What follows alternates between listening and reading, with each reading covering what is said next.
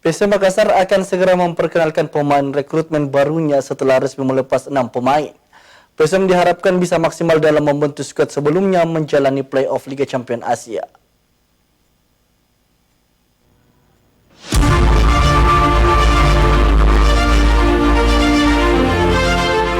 PSM Makassar resmi melepas 6 pemainnya yang turut serta membuat tim Cukweja juara di Liga 1 2022-2023.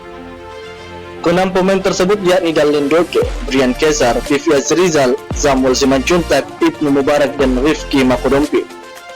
Bernardo Tavares sebagai pelatih kepala PSM tentunya ingin membangun skuad yang lebih kuat. Hal itu demi bisa berbicara lebih jauh lagi di level Asia. PSM Makassar harus segera merampungkan skuadnya, pasalnya sebulan ke depan mereka harus melawan Bali United pada play-off Liga Champions Asia. Wahyu Saputra, Celebes TV.